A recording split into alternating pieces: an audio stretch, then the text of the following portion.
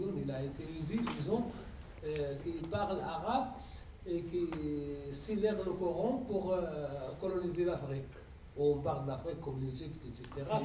Lui, il avait dit qu'on n'est pas ici pour parler du général Napoléon, parce que ça existe dans l'histoire, et on parle de ce qu'on est aujourd'hui, des choses des droits de l'homme, etc.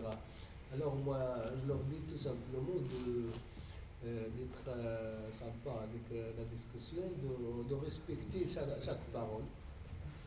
Hassan, Hassan, vraiment, je voudrais remercier les amis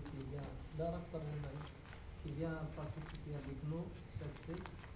وبغيت نشكر ملي الشباب اللي جاوا لهذه المناسبة ذكرى 27 فبراير، وهي حدث كبير بالنسبة للشعب الصحراوي.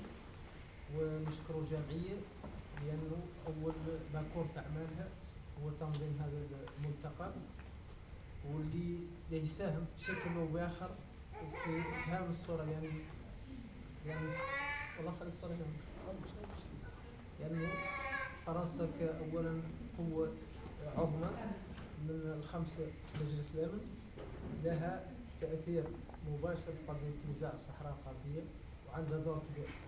هذا الدور كيف قالت سيلفي عن المجتمع الفرنسي يعرف الصحراء ديسيرتو، ولكن من اللي يوصل هاي عن الصحراء ما هي ديسيرتو، عن فيها شعب مشرد، شعب يعذب في السجون، نوصلوها نحن عن طريق عن طريق مثل هذا الاستقامة.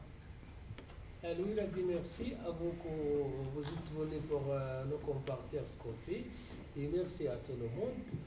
Il a dit que la France est une force internationale. Il est le cinquième pays sur le Conseil de sécurité internationale. Il a dit qu'ici, on devrait travailler pour manifester ce qu'on a, pour que la France dit bien que là-bas, comme il a dit Sylvie, ce n'est pas un désert, ce n'est pas des chameaux et des troupeaux. Il y a un peuple commun, il y a un peuple qui souffre là-bas. Il faut que la France, comme une force internationale et comme le cinquième pays du Conseil général international, il faut quand même qu'il aide le peuple. Parce que, comme j'avais dit avant, si la France a imposé en 1785 le droit de l'homme à l'Europe, pourquoi elle ne l'impose pas aujourd'hui? Oui, وبالنسبة لنا باش نساهموا قضيتنا بهذا العدد القليل، قطعا عنا ما هي مساهمة مشرفة. أنا عنا باش ندور من الآخرين مساعدة، نحن على الأقل رجال يعطي نهار من وقته، يعطي من مجهود، ومشكور المجموعة اللي بذلوا مجهود أكثر منه باش رجال يساهم حقيقة في عدة شيء قضية الشعب. وهذا الدور اللي ندوره احنا من فرنسا، لأن فرنسا قضية خاصة قضية حقوق الإنسان، لأن فرنسا أخذ عليها مثلا في مجلس الأمن عنها رفضت المنصب أن يكون ملف حقوق الإنسان الجديد، وفرنسا هي دولة المساواة والعدالة والى آخره. إذا هذا يشيب تاريخ فرنسا، نحن ما نقول فرنسا بأن غيما جزء منها باعتبارنا جايين وإلى آخره. Il a dit merci encore. Et il a dit merci à l'association qui avait fait comme premier pas d'organiser ce qu'on est en train de faire.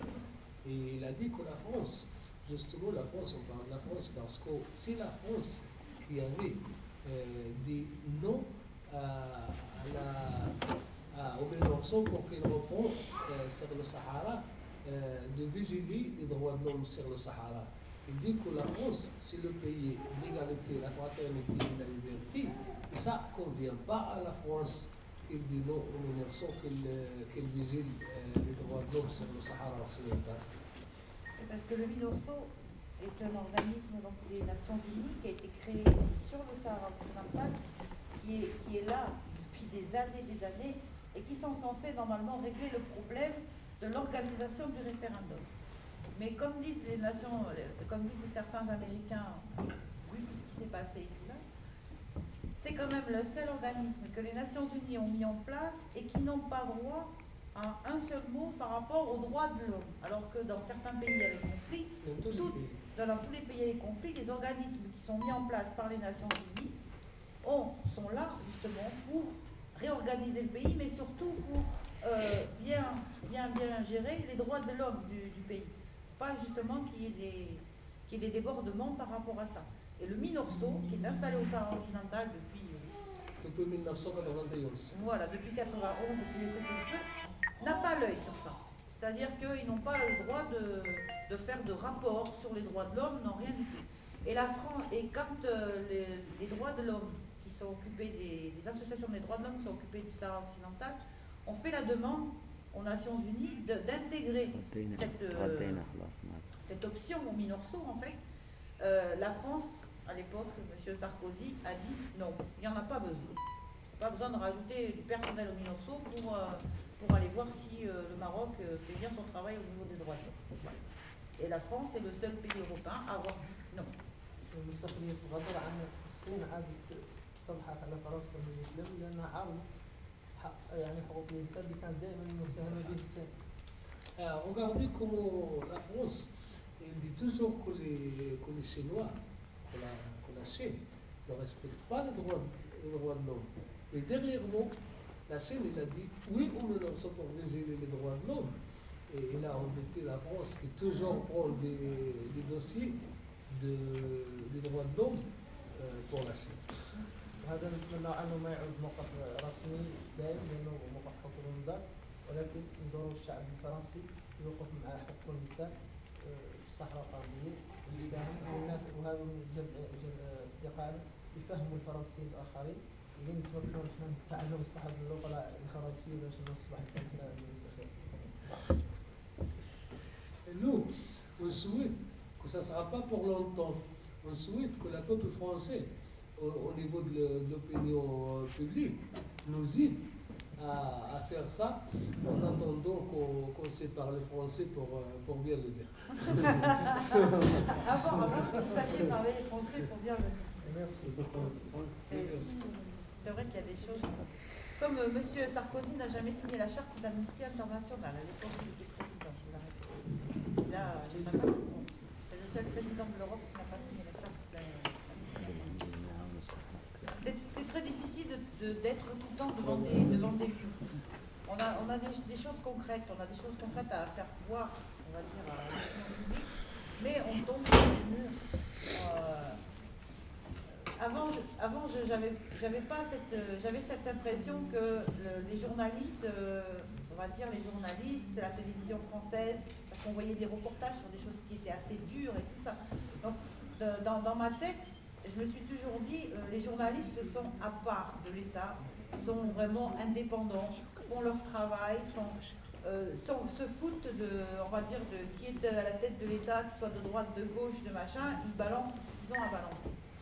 Et je peux vous dire que comme j'ai essayé de batailler pour avoir ne serait-ce que, on va dire, un intérêt quelconque, même si on n'avait pas, ça aurait été merveilleux d'envoyer une équipe là-bas, mais bon, je ne m'attendais pas à ça. Quand j'ai vu vraiment les portes ne pas s'ouvrir, j'ai dit c'est pas possible. Les journalistes en France, soit, je sais pas, le Maroc a, je sais pas, un palais où on leur prête pour les week-ends, enfin, je veux dire, on paye ces gens-là, je veux dire, pour se taire. On les paye pas pour parler, on les paye pour se taire. C'est pas possible. Là, on a la chance, d'abord il est là-bas, j'en ai fait une copie. L'Humanité a fait quand même un article par rapport au procès qui a eu lieu. De l'injustice de prendre perpétuité pour avoir demandé la liberté, pour avoir demandé leurs droits. Parce que les Nations Unies, tout le temps, ils sont tout le temps en train de dire on s'indigne de ce qui se passe au Sahara occidental, on voudrait qu'il y ait quelque chose qui se passe, c'est-à-dire qu'il y a un référendum et tout.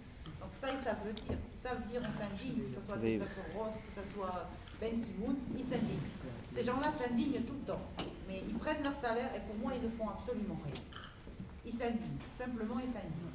Mais moi, j'appelle pas ça s'indigner. De rien faire, c'est pas s'indigner. Parce qu'ils ne font rien. On a même vu des rapports de Christopher Ross alors qu'il a été sur les lieux. Il a même rencontré des associations de victimes du Maroc. Et après, à la fin, quand on voit son rapport, c'est minimisé. C'est un détail. C'est vraiment un détail. Et moi, je dis que ces gens-là ne font pas leur travail correctement. C'est pas possible. C'est pas possible de dire des choses comme ça, c'est pas possible. comme on a vu des choses même après le procès, il y a des organisations qui ont dit que le procès s'était déroulé parfaitement, dans la légalité, sans aucun problème, voilà. Alors que dès le départ, on ne juge pas des civils, dans n'importe quel pays normal, on ne juge pas des civils dans un tribunal militaire. C'est déjà la première chose dès le départ. On n'a jamais vu ça. Et puis des civils non armés, enfin, je veux dire, c'est des... Enfin, Assad va pouvoir parler des traditions et de la population du Sahara occidental. Ce sont des personnes complètement hors violence, quoi, non violents, pacifiques. D'ailleurs, je pense que c'est parce qu'ils sont pacifiques qu'ils sont, je veux dire, assez forts d'un côté pour supporter ce qu'ils supportent, et que, on va dire, dans la ligne de l'autre côté, il ne se passe pas des drames beaucoup plus importants que ce qui s'est passé à Jésus. Parce qu'il y a a priori une dizaine de policiers qui sont décédés, mais on n'en connaît pas vraiment les origines des décès.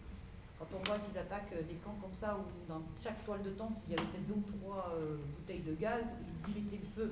Bon, s'ils ont explosé avec la bouteille de gaz, c'est pas la faute du Sahraoui, il n'y a pas mis la bouteille de gaz en flamme à travers la figure. C'est-à-dire, voilà, on ne connaît pas, il y a eu ni d'autopsie, il n'y a rien. Il n'y a rien.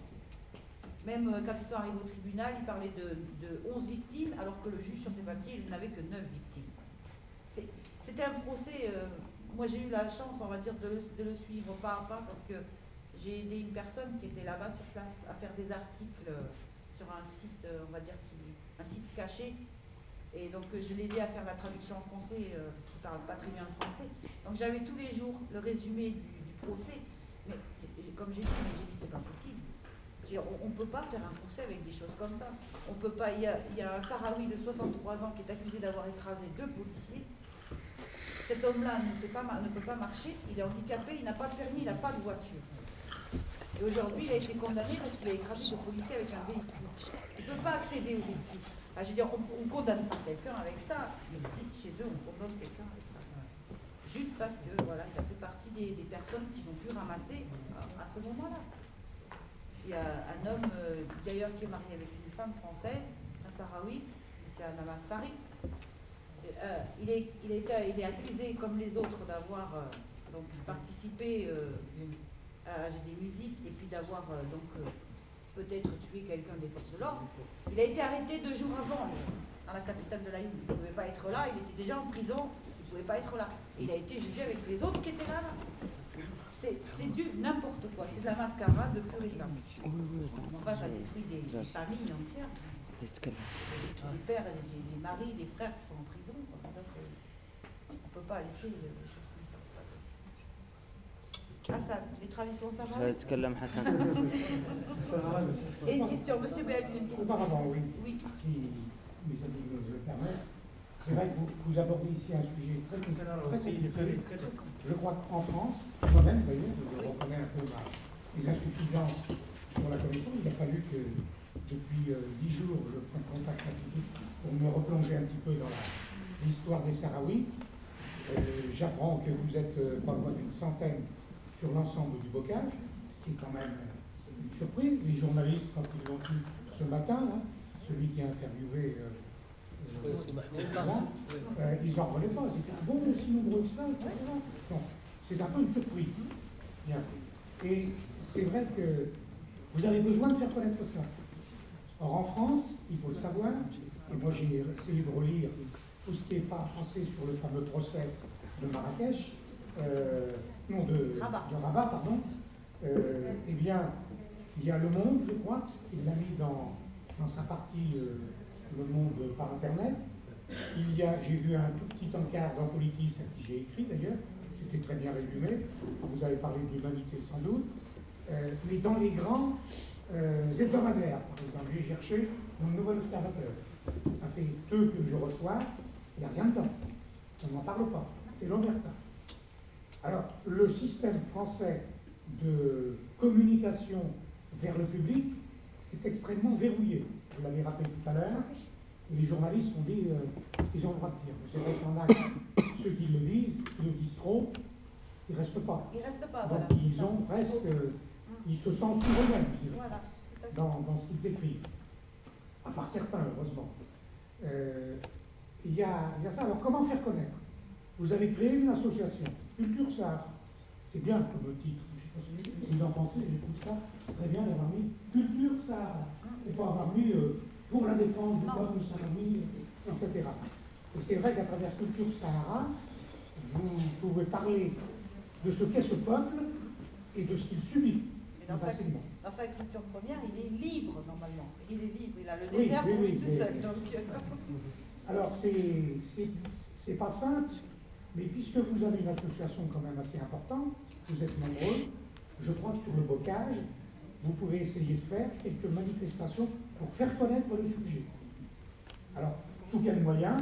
Vous avez le cinéma, parce qu'a priori, il y a des films, où il y en a qui vont sortir sur ce qui s'est passé là-bas, voir, eh bien, quand ces films sont disponibles, vous avez Cinéma du Bocage, la SCIC, qui est très ouvert lorsqu'une association